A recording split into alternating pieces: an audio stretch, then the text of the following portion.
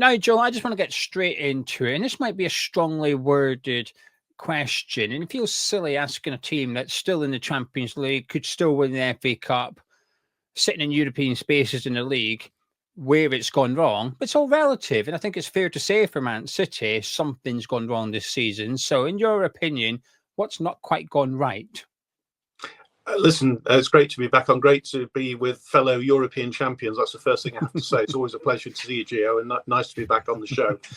Listen, I've been asked that question a lot, and I guess there's never one single reason for these sort of things. So, kind of, if I've got some time, can I kind of go through them? And probably in the right order as well. And I think number one is a team going to win the Premier League 5 times in a row? Who would have thought we'd win it once, a few years ago, never mind twice, never mind 3 times, never been done before. To then do it 4 times is ridiculous for any team. So at some point there was going to be a drop off in form. And that's happened. So that's kind of the first one. You are not consistently going to, even if you have the greatest manager that's ever walked the planet as your manager, it's just not going to happen, is it? That's kind of number one. Number two, and I hate it when other fans talk about injuries, but let's talk about one player in particular. Officially, the greatest footballer on the planet, officially voted by some of the greatest names in the game. You can't lose Rodri for a whole season and have no impact at all. And I think it just shows what miracles he has produced for us over the last few years when we miss him. And of course, we didn't win much last year when he missed a few games as well, you may remember. So to have him not in the team clearly has had a major impact as well. Number 3, it's an aging squad. Now that's, I'm not blaming anybody else other than the club. We've allowed that to happen. You think of Kyle Walker, one of the greatest fullbacks, again, the Premier League's ever seen, has won everything in the game. Bernardo Silva isn't as young as he used to. Gundogan's come back and he's not quite the player he was. John Stones is picking up injuries. So it is an aging squad, I think, is the next one. The next one then is around the size of the squad as well. And Pep has been quite public about this. Although it's fantastic in terms of quality, in terms of sheer numbers, it is one of the smallest squads in the Premier League. People forget that. And together with then some injuries as well, it means that you've got some players who probably Pep would rather rotate more, have maybe guys who would play every other week or have a couple of weeks rest. He's having to play them every week. He's having to play a number of people out of position. So you kind of put all those things together with some players not in the sort of form of their lives. You talk about Erling Haaland, maybe Phil Foden. Haaland, who was scoring for fun last season, the year before. Foden won Player of the Year. They're not having a great season. So I don't know how many. Is that 4 reasons? Is that 5 reasons? They're not excuses. We have had an amazing time. And it was never going to go on forever. And I'm quite relaxed about it. I realised that 5 in a row was probably never going to happen. And it's not going to happen now. So how does that sound, Gio, as kind of 4 or 5 things to consider? And they're not excuses. They are realistic things that have happened. And that's kind of where we are. I'm going to throw in a 6th one then. And this is from, just a West Ham fan's view as to why I think what is contributed. Because I agree with you. I think there's more than one reason. And I think, if anything, weirdly, I think Rodri needed to come out of the Man City team, not like this, but when he won the Ballon d'Or, there was a bit of an uproar in the footballing community. Hang on a minute, defensive midfielder. But actually, since he's been out, I think what it's done is establish the fact that just how good Rodri is. He said, this is why I'm the Ballon d'Or winner. It's a shame it's almost taken this to prove it to some extent, but I think it has proven why he won it. But the reason I'm going to throw in there is I think poor transfer business, actually. I think when I look at Man City, I don't think you've replaced Riyad Mahrez. I think he was, a very underrated player in the Premier League, and he was capable of what I call the X factor. There's not many players in the Premier League capable of it. But when, for example, when Liverpool played Leicester City, I think it was Leicester, Salah done nothing all game, right? He was pretty anonymous. Then bang, gets the ball and scores. And wow, this is just like greatness. When you turn up for 1 minute, but you impact the game, that's when you know you're a damn fine footballer. And when I look at City's squad with Doku and, Grealish is just going to counter you without scoring. And I know he had injuries, but he's going to counter you without scoring. Savinho's come in and he looks like what he was, which is a young player with potential, but that's what you're getting, really. And I just look at the City squad, and Gundogan, like you said, when he left, he was one of the best players in Premier League, and when he's come back, he looks age has caught up with him pretty quickly while he's been away. And I just feel like maybe City have failed in the transfer window a little bit, or transfer market over multiple windows. And I don't think it's had the criticism, perhaps, that it would deserve. I think there's been a failure there. A failure. It's interesting to talk about Manchester City and failure. Are strong words, but I know why you're doing that, Gio. That's fine. You want to get a reaction. No, I don't want to. That's how I see it. I think sure. you are one of the best. You are the best one team in the country, and you've got a substantial transfer kitted there. You could attract pretty much any player in the world of football to your football club. I expect Man City to bring in the best players for your position, and you've done that. You have done that previously. Sure. And sometimes it's world players that everyone's heard of, and sometimes it's players that perhaps we haven't heard of, and they come to the Premier League and think, wow, this guy's, some of them take a couple of years and then they're ready. And I feel like this season is the first season for quite some time. I look at the City squad and think, I'm not sure it's there. When you look at kind of some of the replacements, and of course you're absolutely right, there are some players we'd never heard of. I mean, Edison, I'd never heard of Edison until we bought. It's just one example of the sort of players that you've seen. So you're right, and I think can I add another couple of players in there? Alvarez, was one of the most underrated players. Whenever he never let us down when he came in. Yeah.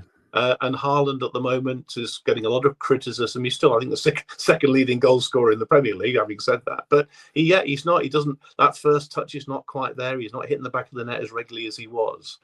We got rid of Cole Palmer.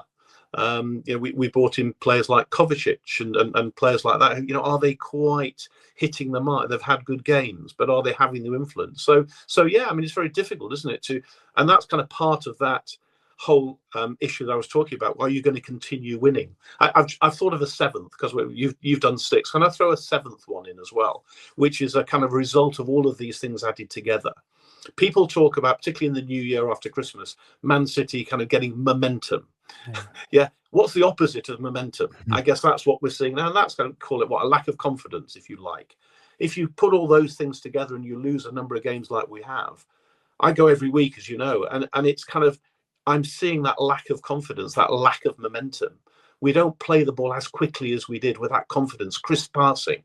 It tends to be more laboured, and then we are so vulnerable on the break as well, as you know, which is your big chance, I guess, on Saturday at the Etihad. Because we always look vulnerable every time we lose the ball, and players hit us on the break. Mind, if we talk about lack of confidence, that's something we may talk about West Ham after your last result, I suspect, the last few results. But that's the other thing to consider, Gio, is we've literally got that lack of momentum, that lack of confidence, and that's as a result of all of those things, and it's clearly impacting the team. Having said all that, I'm often asked about, well, Pep, is it any other manager in this situation, his job would have seriously been under threat? There is no chance of that. Yeah. I mean, not only has he got so much credit in the bank, he's the best person to get us out of this mess as well. Absolutely no question. I think, there are a couple of idiots behind me who've booed the end of the last couple of games, which is talk about short memories. I mean, that is just the most ridiculous thing. But to be fair, they pay the money. They have a choice to do that. But it's just a nonsense. Most City fans, most of the chats we have on the pod are on our own podcast are about, come on, this is a bad patch for all the reasons we've talked about. He's got to be the right person to do it. And what's interesting is that I think he's got kind of a renewed energy for this as well. I don't get the impression he's someone a bit like maybe Klopp at Liverpool, who clearly had done it, was exhausted, and all credit to him for holding his hand up, saying, it's my time now to move on. I don't think Pep's quite got to that yet. I think he sees this as his new challenge, and I think most City fans are supporting him in that quest. When earlier on you said you were relaxed about it, and what you've just said there suggests that you are pretty chilled. Is that because of you've seen Man City in the depths of English Football League, and you just have enjoyed and still are to some extent enjoying where you are now? Or is it because of you're confident that with the January transfer window you can bring in a couple of additions and you can turn the season round, and next season go back up there and win the Premier League title? Or is it a combination of both? It's more the first one, to be honest. Yes, from the pictures behind me, you can probably see that I go back a long way, and you know how far I go back. And therefore, I've seen us not performing at the top level. I've now been to a Champions League final. I've seen us, win the treble. I've seen the Centurion season. I've seen Company, Silva, Aguero, Haaland, De Bruyne. I've had Pep Guardiola as my manager. He's going to be there for 8 to 10 years. I can die happy, Gio. Yeah, that's kind of my view. And most City fans feel that way. It goes in cycles, doesn't it? That team who play in red from just outside Manchester. I mean, they had some success when it was all in black and white. I feel like this is the History Channel here now. But and they thankfully may get relegated. That would be awesome, would it not? So they are going through that, and they'll be back. Yeah, they're in their Norwich City scar phase at the minute. Wonderful, bring it on, enjoying every moment of it. But I'm not really a bit of blue. I'm just enjoying the success that we've had. So yeah. January is always difficult, isn't it? I'm not sure how successful and of the 8 players that we probably need, if you're going to take sort of major surgery to this, then are we going to get them all in January? Probably not. Who's available? You know how it is in Jan. It's always more difficult. But yeah, well, listen, I'm sure we will be in the market for somebody, 2, 3 players, say, for example. Not sure who they are or where they're going to come from. I'm not an expert in world football. I'm just a Manchester lad who supports his local team. But yeah, I think the summer is probably the time where we will be take a more serious look. But I'm sure these plans are all in place. The team have been taking on your well-made point about maybe this last period we maybe haven't been as good as we've been in the last 8 years in the transfer market. I guess they will get their act together and we will fill those gaps and hopefully have an opportunity to rebuild and have a look. Every cloud has a silver lining, apparently. Sometimes it's harder to find in some situations than others, but I do think, as a neutral, I think this might actually give you an opportunity to focus on the Champions League, actually, when that comes round again and it gets into the knockout stages, if you are still a significant way off the Premier League title. Because I feel like over the past few seasons, because of the success of Arsenal and Liverpool, they've pushed you all the way some season. You've had to break records to win the Premier League title because of Liverpool breathing down your neck. So you've never really been able to rest players or focus on the Champions League because you've always had that Premier League challenger there. But this season now, because I think you're out the title race, barring a miracle, but I do think it gives you that opportunity to, when the Champions League comes down, and say, right now, we are, for the first time in a long time, we're able to focus on this one competition and go on and win it. Because you've still got, as much as we just spoke about the few reasons for the bad form, you've still got a squad of world-class players in there, and you've got the January transfer window. Like you said, you bring in 2 players, it's significantly different to Ipswich Town bringing in 2 players. They might loan a player from another Premier League club or get a Championship player. There's a good chance that one of the players you bring in might be world-class. It might be an elite player that would walk into most Premier League clubs. So there's a big difference with you shopping in the January transfer window and someone else. And I think if you can get that, I always think if teams can get one player in January, that makes a big difference. Just one, that could be huge. And with that in mind, I think my prediction, this is my prediction, Liverpool win the title. I think Man City win the Champions League because of the title race. Wow. I just want to pick up on one thing you said before I talk about City in the Champions League. You talk about the success of Liverpool and Arsenal. Arsenal haven't won anything for years. Put it in quotation marks. I'm just highlighting what you just said, my friend. So Arsenal have not had success. And I've pointed out to my Arsenal friends, they were going to win the league last year. They're going to win it the year before that, and they're going to win it again this year, apparently. Poor old Mr. Klopp went off to his wherever he's gone with one indeed. I know with one league title in 6 years. It's hugely disappointing for Liverpool and Liverpool fans. And the only reason that was because of the magnificent Manchester City. I don't want to be a smart ass, but I don't think they've had success, either of those. The only team that's had success are the wonderful West Ham with their brilliant European title and Manchester City. They're the only teams with any great success. Now to the Champions League. I don't think there's a hope in hell we're going to win the Champions League. I love you to be right, Gio. I don't think that's going to happen. For all the reasons I've given, there's a lack of confidence. We're languishing in 28th place in the league. We might not even make the cut and have to sort of qualify through the difficult route. I just don't think that this is our season for the Champions League. I'd love to be wrong. I'd love us to go on a bit of a run and do that. But I take your point. Yes, of course, there's huge pressure when you're playing in every competition. There is, and every game you have to play in over a long period of time. That does take its toll, and we've kind of covered that already. I'd love to think you're right, and I'd love to have your confidence, but I can't see that happening. You've got Pep Guardiola. I think you can wrap De Bruyne to some extent up in cotton wool a little bit if you're only competing in the Champions League and possibly the FA Cup as well.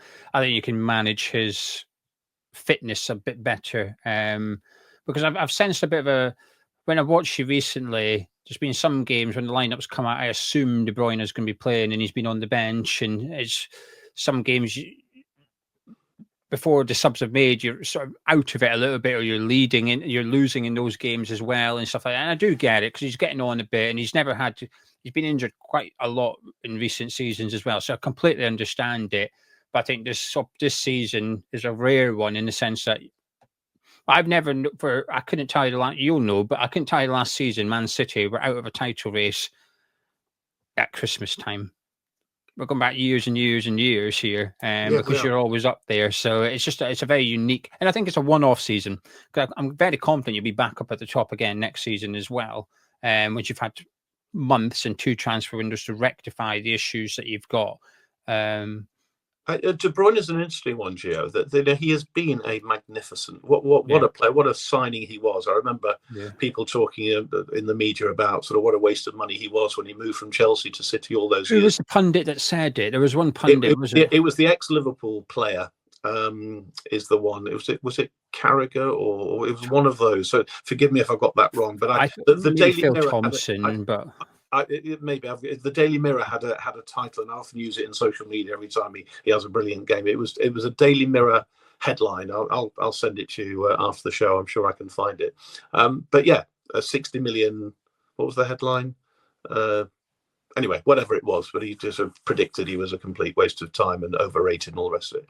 But he's been playing with injuries, and Pep has already admitted that he's been playing with an injury. And you can see he's never been the fastest player on the planet, of course, but the vision he's had and some of the things that he sees things on the pitch that no one else sees. We've seen less of that this year. He's another year older. He's in his early 30s.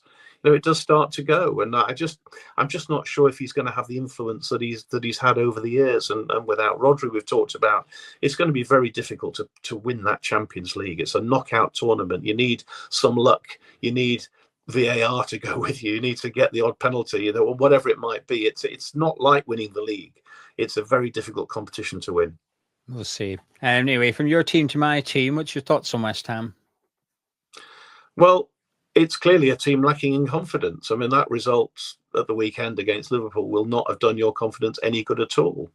Again, I'm not. It always admires me every time I come on. The knowledge you have about my team is phenomenal. I've got very little knowledge about your team other than your results and some of the individuals who always stand out to me, particularly Jared Bowen, who I've always admired as a footballer and what he's done for your club. And I guess he won't be playing at the weekend. So, that is a big loss for you, I think. And to add to that, you've got a manager who's under pressure as well, clearly. So that combination of manager under pressure, you're probably your most influential player, in my mind, not playing, coming off a 5-0 defeat to Liverpool, and City having won a game. I mean, it's set up for, on paper, City hopefully continuing their winning run.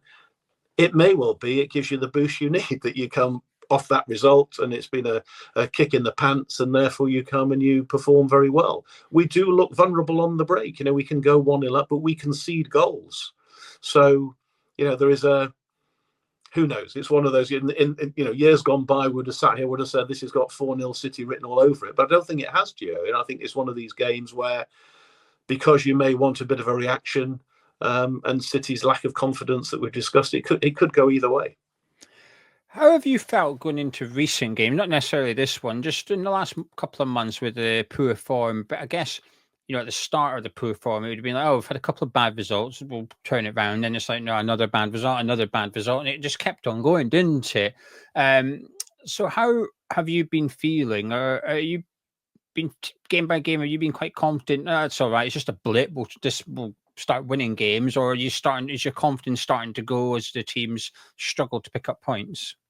Well, I guess my confidence has gone. It bears out in terms of our conversation about the Champions League. Maybe that's where my lack of confidence is coming from, because it really is concerning to see the sort of the drop in form of so many players. And I mentioned one or two. We can put Kyle Walker into that pot as well, if you like. So he seems to have lost a lot of pace since only a year ago. So I won't go through all the reasons again. For me, I think this is a year for us to consolidate and for you to kind of just take stock. And we're not going to keep winning it every year, as I said, and therefore very concerning. And we could kind of call it a crisis. Not after the first two games, but when you get to 11, was it 12 games without a win, something like that? That for Manchester City, of course, that's a crisis. A team that was going to favourites again to go on and win the Premier League, albeit no one's ever done 5 in a row. So for me, it has meant. Actually, this is more than just a bit of a blip. I think this is a serious state of affairs, all those issues coming together. And it's a case of us probably taking stock and putting our foot on the ball, if you like, metaphorically speaking, and having a look around and seeing what we really need. And I don't think we're going to win very much at all. Certainly not going to win the Champions League. I'd love to come back on and sort of share my photos of where is it? Paris, is it? I think, isn't it this year? Is it? Yeah, I think it's Paris. I think so. Yeah. I don't keep up to date with the venues of the Champions League. Don't tend to need them. There you go. Shows how I've kind of switched off a bit as well. I remembered it was Istanbul because that was an amazing weekend. How do you see Saturday going then? I think West Ham fans are more confident of Man City thumping us than Man City fans are going into this one. I mean, as I said, it could do. It has, not that long ago, it's got 4-0 written all over it with a Haaland hat-trick. But if he continues to misfire, if we continue to give the ball away, if we continue to have that vulnerability on the break, then, you know what, I genuinely, you could get yourself a goal, get in it, get a goal, we start to panic. It could be a 1-1 draw. It could be a 4-0 to City. I mean, take your pick really. I'm struggling here to really decide to go one way or the other. My heart, of course, says 4-0. My brain's in these situations showing the lack of confidence. It could be a scrappy 1-1. I'll take a 1-1, to be honest with you. Yeah, definitely would. I think there's that phrase in football, isn't it? Play the team, not the badge. And I think we've been guilty of in the past of whenever we come up against top 6 club out of form, we've been guilty in the past of playing the badge, where we've gone to maybe even Old Trafford and we've defended like we're playing Fergie's team, and it's a bit frustrating as a fan because I know you can't go gung-ho, but what you can do is attack a bit more than you perhaps would have done previous seasons. And you see other teams around you in the league going to these stadiums and doing just that and coming away with something. I watched Everton.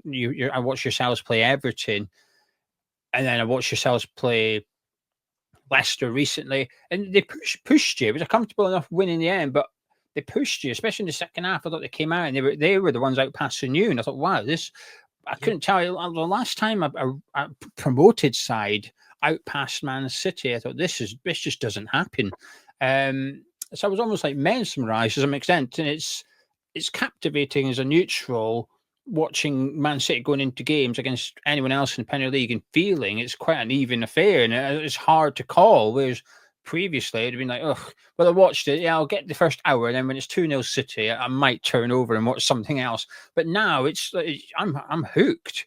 Not this weekend though, but I think it'll be quite a straightforward win for you, because I think I always say for a team that's not at the top of the table to beat a team at the top or one of the better teams in the league, you need your manager to get it right. You need your team to turn up in form. You need the other team to be out of form in order to win the game. And City are out of form. We are not in form, and I don't think the manager will get it right. So I think I'm missing 2 of the components.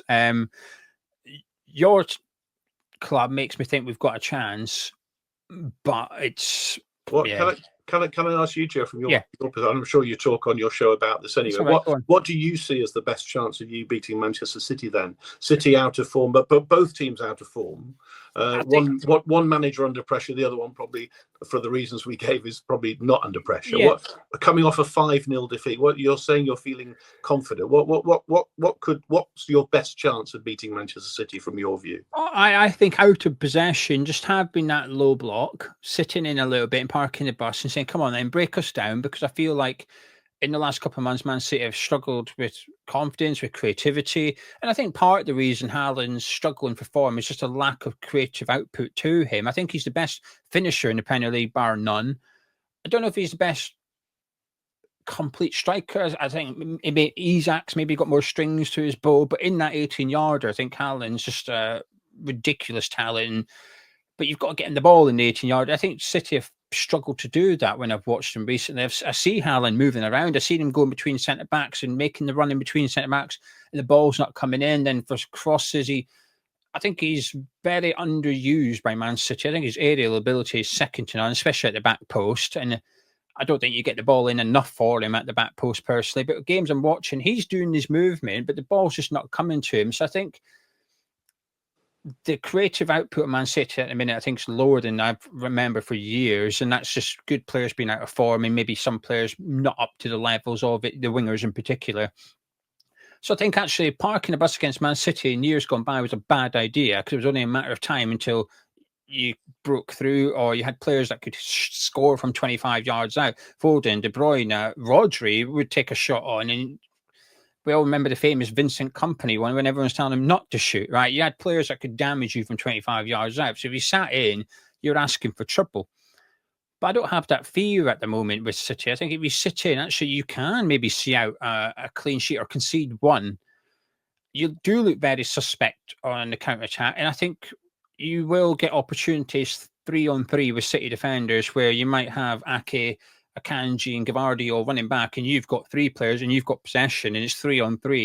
And you will get opportunities. There won't be many. I'm not talking, you're not going to get 15 opportunities, but you might get 6. And if you can make 2 of those count, you've got a bit of a chance. But so that's how I'd like to see West Ham play. And I'm curious to understand also without Jared Bowen, and so what impact does that have? What changes? We talk about Rodri and City, and I kind of have Bowen in the same sort of category for West Ham. What adjustments will you need to make? He's our biggest goal scorer, but also our most creative player. And I think when a team loses one or the other, they lose that guy that puts the ball in the back of the net or the guy that supplies the striker. That's bad. But usually you can replace him. So you might lose your goal scorer, but your most creative output is still on the pitch.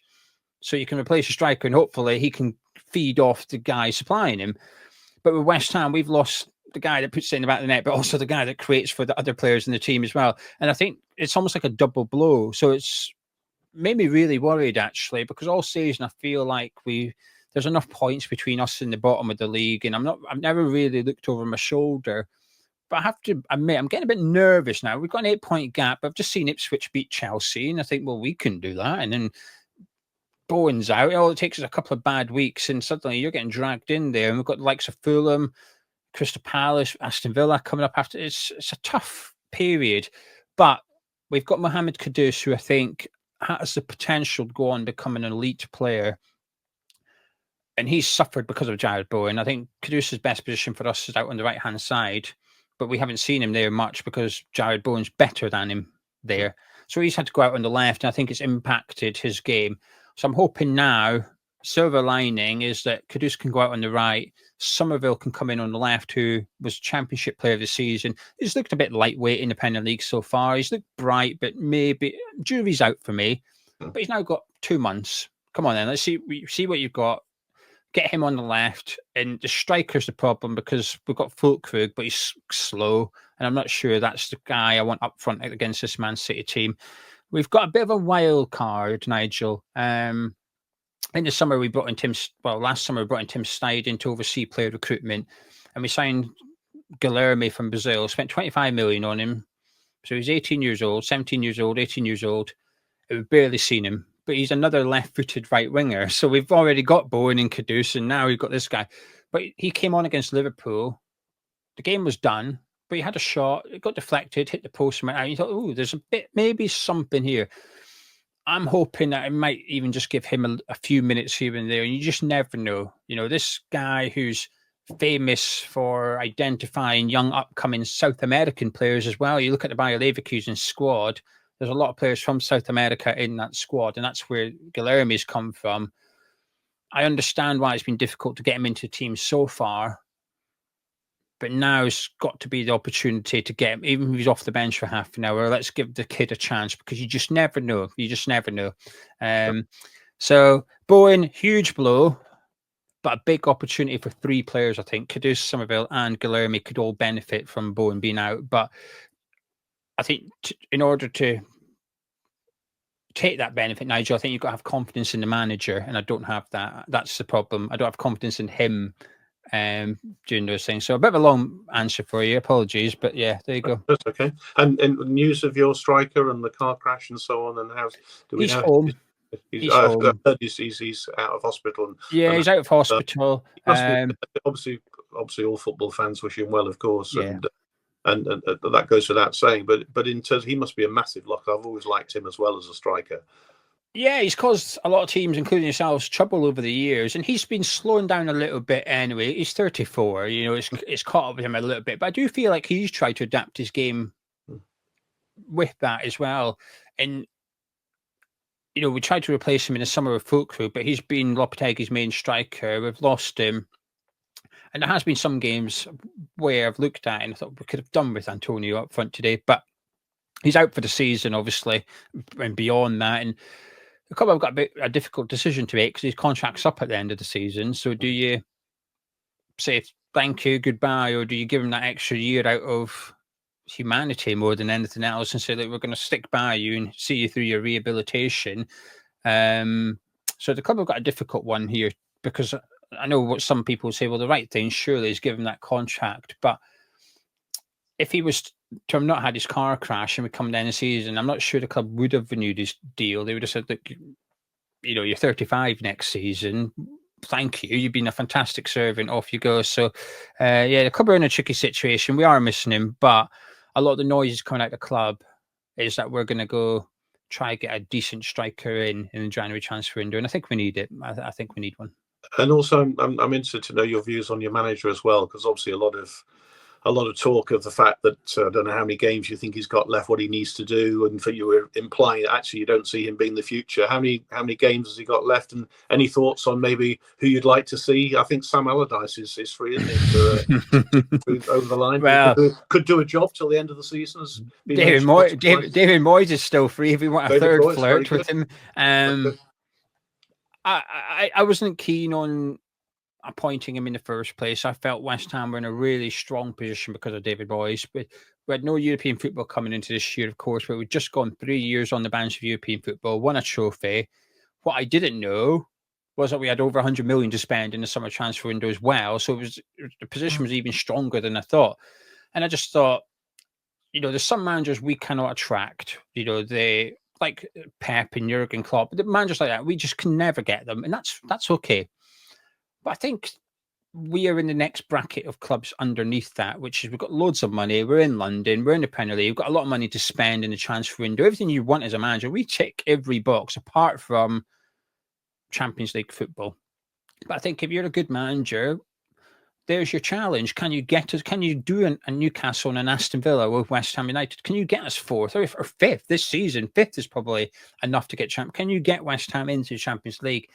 And I just felt in the summer, we had a huge opportunity to make a real ambitious appointment of someone that could play a bit of brand of football, maybe challenge, scare some of the big boys in the Premier League and say, you know what, we've been up here for the last 3 years. We're not going anywhere. We're here to stay. And flex your muscles a little bit. And I think we failed to do that with Lopetegui. It felt like we went cheap and what the club felt was safe. And the irony is, it wasn't safe. I would have liked him gone a while ago. How long's he actually got? I don't know. I think if he gets a hiding against you lot, the pressure will be on the club to start doing something. And I think we're flirting with Graham Potter at the minute to see if he fancies coming in on a short-term contract at least. He wouldn't be my number one choice, but the managers I would like, Nigel, the problem is they're all currently at clubs. And I think in the summer, you might have had a half chance of getting them. Could you get Areola out of Bournemouth in the summer? Maybe. Can you get him now? No. He's not going to leave. Even those in the Championship, could you have got Carrick in the summer? Possibly. Can you get him now? Probably not. They're in the playoffs. You know, he's going to want to try and get Middlesbrough up. Yeah. Could you have got Kieran McKenna in the summer? Possibly not, because he did turn down Chelsea and sign a new deal with Ipswich. Would you get him now? Again, probably not. He's going to want to see Ipswich through to the end of this. So I think we've missed the boat massively. That pool of managers available to West Ham, I think, have decreased quite a lot, and they'll increase again in the summer. So I think it's just a case of, do we stick with him until the summer, or do we get someone like Potter in through to the summer and then fix our mistakes? But I don't think West Ham will be in a strong position then as they were back this summer past. I think we've really missed a golden opportunity actually for the football club, and it's a bit sad actually. Yeah. But anyway, shall we leave it there? You're going 3-4. What was your heart again? 4-0, 4-0. I'm going 4-0 to you. Yeah. Yeah, I went 3-0. No, 3-1. Sorry, I was kind. I gave us a goal, so I went 3-1. So, but Nigel, thank you so much. A pleasure as always. Look forward to catching up soon. Thanks for the opportunity. Always good to talk to you. Cheers. Yeah, maybe when you come on next time, you'll have to admit I was right and you've won the Champions League. You know. I hope you're right. I look forward to that immensely. But anyway, if you want to hear more from Nigel, you can check out the Man City show. I'll put all the links to Nigel's own social media profiles as well as the podcast social media profiles in the description below, so you can go and have a little listen to Nigel talking all things Man City. But thank you very much, and thank you to you guys for joining us. If you've enjoyed this video, please do drop a like on it, subscribe, and have a chat. Catch you in a bit.